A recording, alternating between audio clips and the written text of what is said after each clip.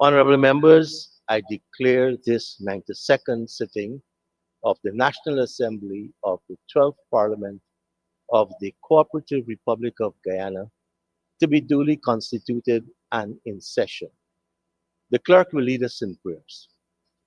Almighty God, we are here gathered together, do most humbly beseech thee to guide us in all our consultations, so that we may together build a land where knowledge is free, where the mind is without fear, and the head is still high, and where words come from the depth of truth. Grant us, O God, the needed guidance, so that we may deal justly with the several causes that come before us, laying aside all private interests, prejudices, and personal preferences, so that the result of our counsels may be to the glory of thy blessed name, the maintenance of true religion, the preservation of justice, the safety, honor, and happiness of the President, and the peace and prosperity of Guyana. Grant us, O God, the vision so to lead that all the people of this fair land may enter that state of brotherhood and unity, where the mind is led forward by thee into ever widening thought and action. Thank you. Honorable members, please be seated. Messages from the President. Announcements by the Speaker. Honorable members, first, I had made note last Friday to mention that the Honorable Member Roysdale Ford, Senior Counsel, was absent due to the passing of his mom. And today we send our condolences to the Ford family on her passing. I also want to mention the contributions of Dr. Mahadio. Last year and previous years, we had some issues with air conditioning and filter, and we had to seek Dr. Mahadio's intervention. We had the filters change and some work. Again this year, new filters will be installed tomorrow, and we are trying to see if we can get an air purifier for the dome itself, because we're going to be here continuously for a prolonged period over the next 2 weeks.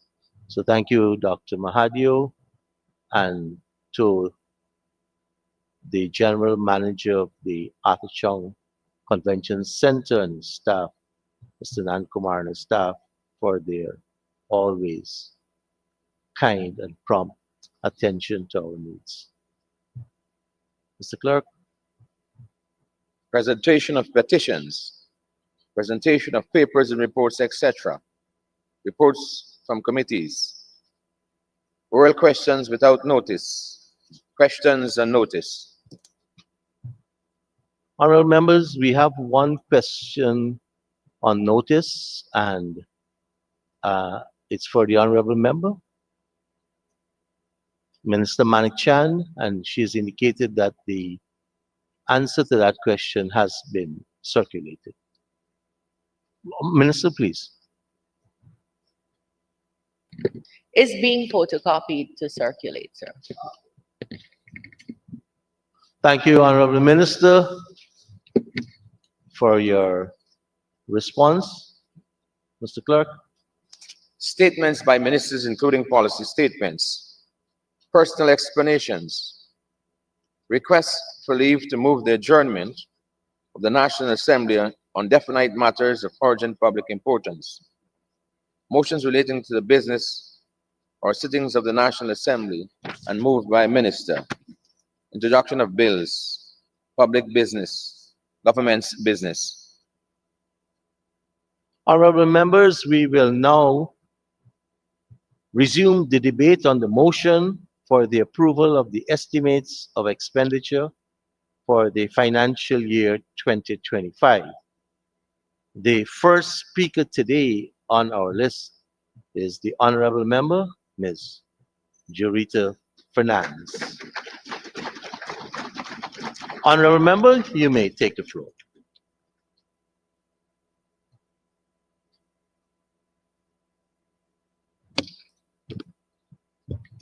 Thank you, Mr. Speaker. It is better for a government to help a poor man make a living for his family than to help a rich man make more profit for his company. Those are the words of Theodore Roosevelt. I rise in this honorable house today, carrying the weight of hundreds of thousands of Guyanese voices. Voices that this administration's economic policies have systematically silenced. Before I begin my analysis of Budget 2025, I want every member of this House to understand that behind every statistic I will present and every number I quote, real Guyanese families are struggling to survive in what should have been their moment of prosperity. I stand before you today not merely as a member of parliament, but as a daughter of Guyana who has lived through the struggles of our people. When I was a child, our budget was $3.4 billion with a poverty rate of 43.2%. Today, despite oil wealth flooding our treasury and a massive budget of $1.382 trillion, our poverty rate is 48%. This is a stark reality of PPP's governance. We're spending over $3 trillion in oil revenues from 2020 to 2024 has left our people poorer than they were before. By the end of 2025, the PPP will have spent $4.7 trillion, over $22 million per household. Yet, walk through any community in Guyana, speak to any family and ask them, are you $22 million better off? The answer echoes through every market, every street, every home, no. Instead, working families struggle harder than ever to survive in a country that paradoxically boasts the highest GDP per capita. Mr. Speaker, this administration has mastered the art of grand announcement and hollow promises. It trumpets billions in spendings while our people queue for basic health care and handouts. It celebrates GDP growth while our children's education crumbles. It boasts of development while our elderly chooses between medicine and food. This is just mismanagement. It is not just mismanagement, rather, Mr. Speaker. This is systematic betrayal of the Guyanese people. Today, I will present clear evidence of how this administration has failed our nation across every critical sector. How they've created an economy that enriches the few while impoverishing the many. And how their policies have transformed our oil blessing into a curse for the ordinary Guyanese man and woman. It is in this regard, it is not only important, but it's an absolute necessity for us to conduct a performance audit of the PPP's tenure from 2020 to 2024.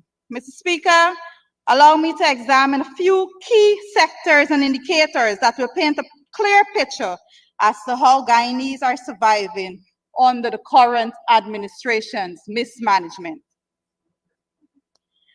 Mr. Speaker, let us first look at cost of living, inflation versus wages and salaries. Inflation numbers are used to estimate how much purchasing power a dollar has over time. Inflation numbers are used to adjust wages and pensions to account for changes in the cost of living.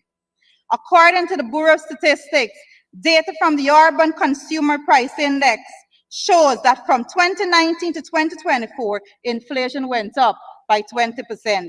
And worse, from 2019 to 2024, food inflation went up by 44.8%.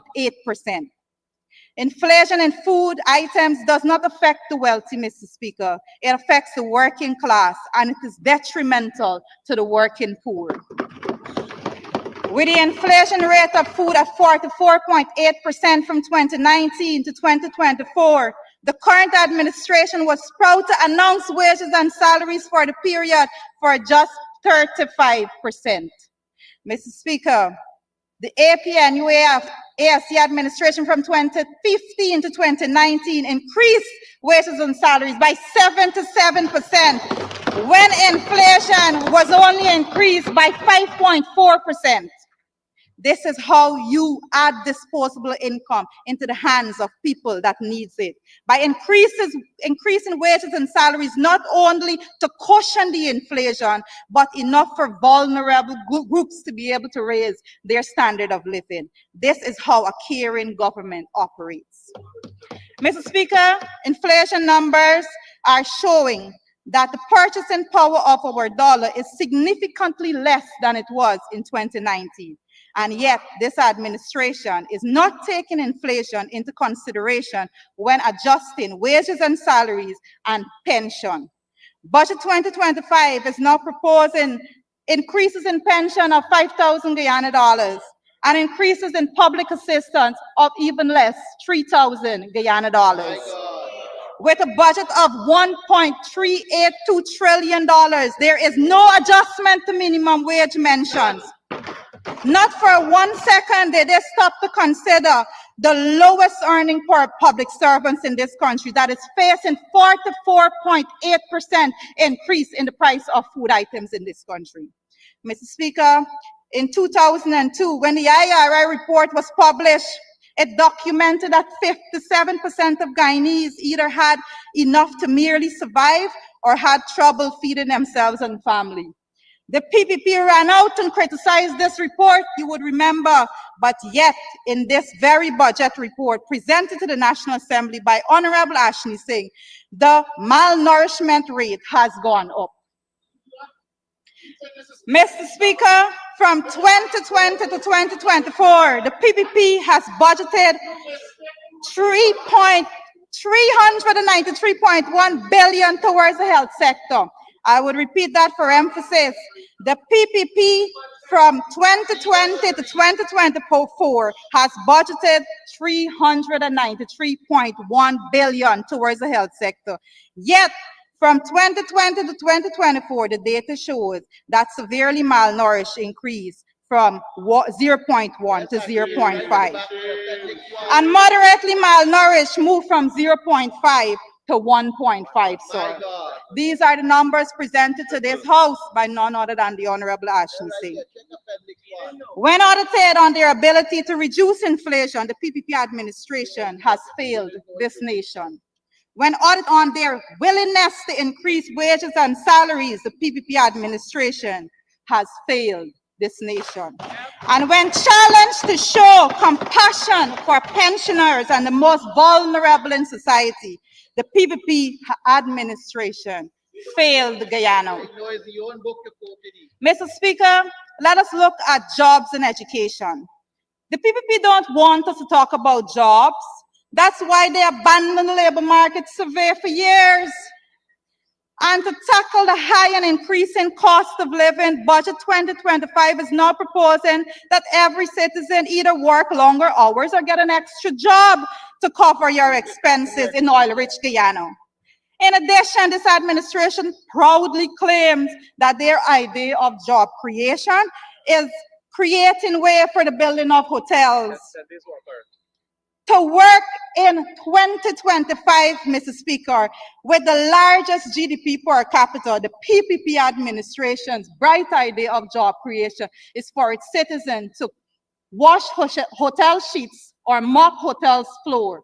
And further, Mr. Speaker, their idea of job creation is for our citizens to work in a country and work in hotels that they cannot afford to stay in, Mr. Speaker. This is the reality of the PPP administration.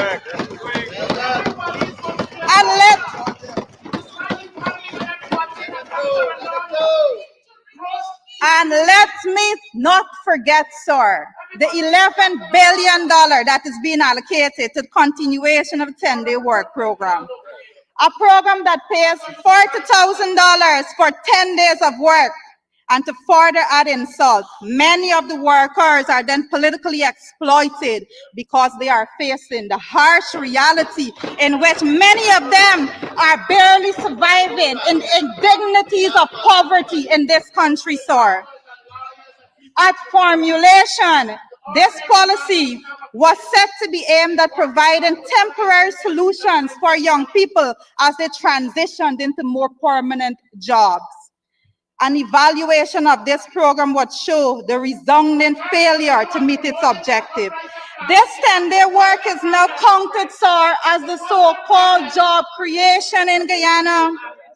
This administration is boasting about job creation and counting the 23,000 persons that they are employed in a 10-day work program, sir.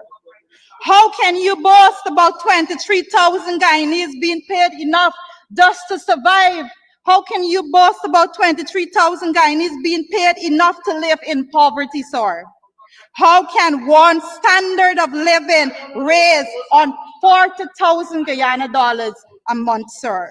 Mr. Speaker, one way of tackling poverty is through education. I am a living example.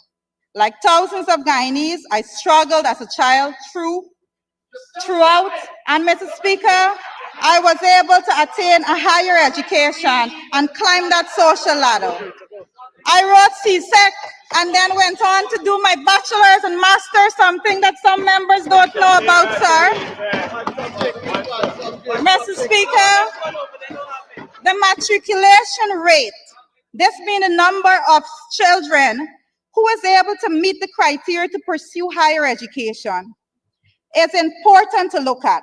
Mr. Speaker, when we're looking at the matriculation rate, 2019, under the APN UAFC coalition, with a budget of 52.2 billion for education, the corresponding matriculation rate was 49%, sir. Yeah. Fast forward to 2023, under the PPP, Mr. Speaker, with a budget of $94.4 billion for the education sector, the corresponding matriculation rate was 26%. Mr. Speaker, last year's education budget was $100.5 billion, and the PPP administration has set a target of 28% for matriculation rate. Go to volume 2 of 2025 budget estimates.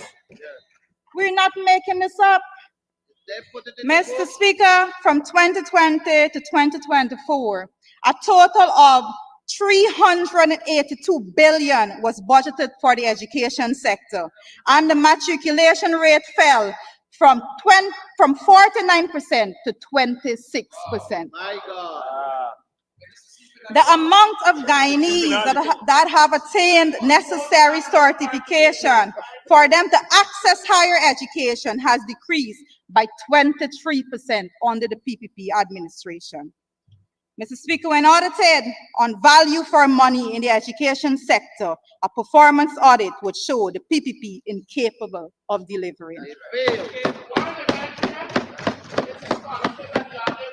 Mr. Speaker, it was Ralph Emerson that said, "Government exists to defend the weak and the poor and the injured party. The rich and the strong can better take care of themselves." It is in this light that budget should be formulated.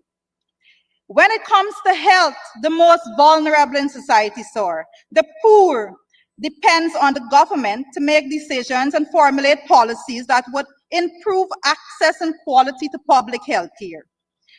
The health sector is one of the most critical sectors when it comes to caring for our most vulnerable citizens. A healthy nation would certainly be a sign of development. Mr. Speaker, Budget 2025. In Budget 2025, sir, the PPP had the audacity to budget $5 billion under the heading Supporting the Vulnerable Universal Health Voucher. This, Mr. Speaker, will be a direct transfer to their friends, sir, in private health care. This is the same administration that is boasting about how many new hospitals they are building, sir, and yet They are budgeting billions in budget 2025 towards private healthcare, sir. $393.1 billion spent by the PPP for healthcare. And the doctor at the Tamiri Health Center, sir, don't have panadol or gloves or blades. $393.1 billion later, and that doctor has to fetch water to flush the toilet, while $5 billion is being budgeted in budget 2025 that is directed for private hospitals, sir. This is the reality of the PPP administration. Mr. Speaker, the doctor at the Tamiri Health Center has reported on the value received for the billions spent in the health sector. Shortage of medication and medical supply and poor working facility and working condition. When audited on value received for the $393.1 billion spent in the health sector from 2020 to 2024, the PPP is found wanting. Power generation.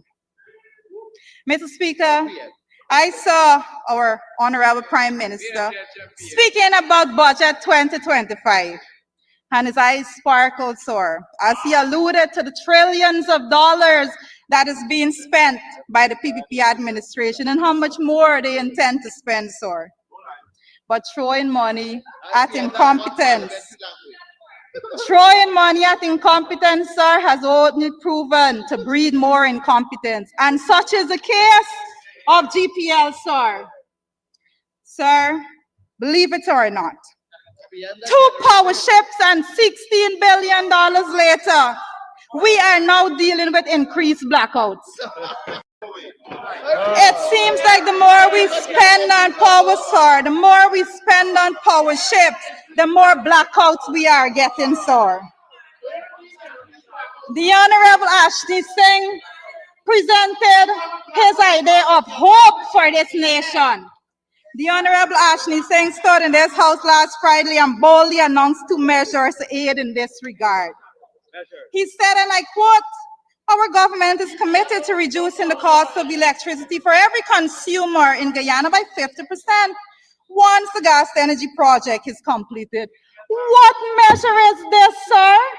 In which country, in which budget do you come to Parliament and say, we are going to reduce your electricity costs by 50%, given that this project is completed? Sir, the PPP is notorious for not completing projects, sir. Mr. Speaker, Mr. Speaker, with a budget of $25.5 billion for power generation, the PPP is bringing a conditional measure into budget 2025, a measure void of any real benefit to Guyanese. And to further display their confidence in their inability to both complete the gas to energy and to cut electricity costs in half, they introduce another measure, sir. They will now be removing VAT on backup generation. Mr. Speaker, I can't make this up. You can't make this up. This is budget 2025 as presented in this National Assembly.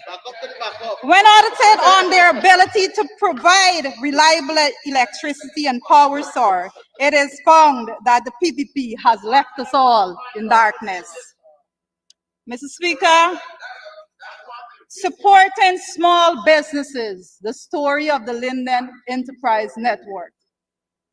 Mr. Speaker, small business development should be a key focus for any government that talks about private sector initiatives. So let us speak about how the PPP has been supporting small businesses. In particular, let us look at the Linden Enterprise Network, LEN. It is none other than the Honorable Minister Ashley Singh, who from budget 2020 sir, to 2024, let me edit that, stood in this very house year after year and made a mockery of the establishment of the board at LENSOR, a board that is necessary for small business owners in the township to be able to access loans. Mr. Speaker, almost $300 million is sitting in the land bank account, and not one small business in Linden was able to access access a loan from it, sir, because the board was not appointed. And persons would note, we spoke about this. Every budget from 2020 to now, we questioned in this house. And every budget, they promised to put it in place. 2025, it is still not done, sir. The 2025 national budget is allocating $335 million to the Small Business Council and Bureau, while simultaneously shutting out and restricting almost $300 million from the small businesses in Linden, sir. This is the level of business that exists under the PPP administration, sir. An audit of accessibility to financing for small business in Guyana would show that the PPP administration only allow access to few while restricting access to others. Mr. Speaker, let us look at the debt and GDP. To borrow, sir, from Dr. Martin Luther King, the Guyanese poor, who represent a rapidly growing portion of Guyana's population thanks to the PPP administration, has been left to live on an island of poverty in the midst of a vast ocean of material prosperity, sir. To the detriment of Guyanese, the wealth that the PPP is denying our people comes at a cost, which the PPP is more than happy to chain to us all. Over their term in office, the government mismanagement, the PPP has increased Guyana's public debt from $1.698 billion in 2019 to $7.637 billion in 2025. An increase, sir, of $5.939 billion or 1.24 trillion Guyana dollars. Mr. Speaker, allow me to put that into context for the benefit of the Guyanese public and for the Honorable Joe Hamilton, sir. From 2020 to 2025, sir, the PPP added a debt burden of $5.9 million to every household in Guyana. $5.9 million is not a small amount to the struggling families who are barely surviving paycheck to paycheck, sir. $5.9 million should have been used to take people from below the poverty line and providing them with a decent standard of living, sir.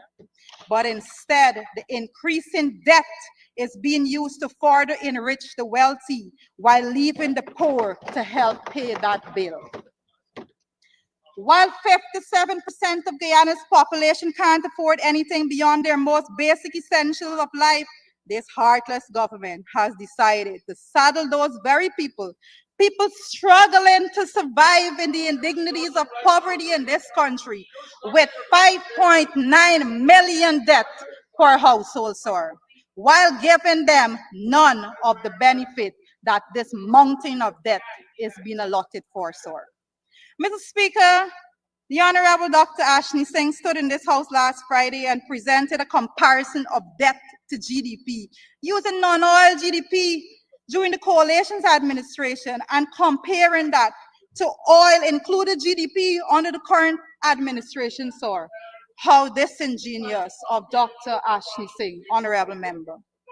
Mr. Speaker, examining non-oil GDP is crucial for any prudent economic management because it provides a more accurate picture of the country's economic diversification and long-term sustainability, especially for oil-rich nations like Guyana, sir, as it excludes the volatile fluctuations in oil prices, which can significantly skew the overall GDP figures, giving a false impression of economic health when heavily relying on oil-related activities. Essentially, sir, it indicates the strength of the economy beyond the oil sector and highlights the development of other industries, signifying a more resilient economic base. So this is the comparison that Guyanese are looking for. And there's no economist out there that's worth their salt that is going to stand and say it is okay to compare oil GDP with non-oil GDP. Nowhere. Mr. Speaker, from 2020 to 2024, the non-oil economy of Guyana grew 36% in total. In that same period, the stock of debt grew by a staggering 253%, sir. That is a 7% growth in debt for every 1% growth in the economy. These are the real numbers. To put this into context, in the period 2015 to 2019, sir, Guyana's GDP grew by 19%. The same period, total debt grew by a tiny 14%. For every 1% growth in GDP, the coalition increased debt by 0.7%, not even a full percent, sir. This is the reality of our economy today and before. As shown by the AP and UAFC government, debt can be a useful tool for funding development when utilized and managed in a competent way by a competent administration. The PPP literally increased the national debt by 18 times as much as the coalition government, spent $2.1 trillion more than the coalition did, and only delivered 17% more growth than the coalition did. This is the brilliant authors that the PPP boasts about. This is what they have delivered to this country. The PPP's incompetence, sir, can be truly astonishing at times. When audited on their management of debt to GDP, this reckless government has drastically increased the debt burden while failing to achieve economic growth above what they should have, sir. Mr. Speaker, in closing, sir, we are living in a country, Mr. Speaker, we are living in a country that is on the world map, sir. We are living in a country that is on the world map because of our oil revenues. But instead of enjoying the fruits of oil revenues, sir, we are living in a country that is now characterized by high inflation, low wages and salaries, high unemployment, poor matriculation rate, a country in which private health care is budgeted while public health centers are poorly equipped. Mr. Speaker, a country plagued by unreliable power supply, a country in which the government is deliberately shutting off resources to small businesses, sir. Mr. Speaker, Mr. Speaker, I'm being distracted a little bit by the Honorable Kwame McCall. But, Mr. Speaker, we are living in a country that we are blessed with oil resources, but this parliament is cursed with waste oil, sir. Mr. Speaker, we are living in a country with a budget of $1.382 trillion in 2025. This country is not void of finances, sir. We are not void of financial resources. This country is void of competent leadership. This country is void of a government that prioritizes its people over its own private business ventures. We are living in a country in which the government operates against its own people as economic gangsters, sir. Thank you.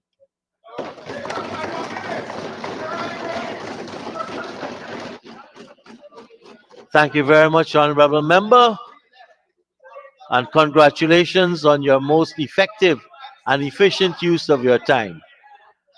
Our next speaker is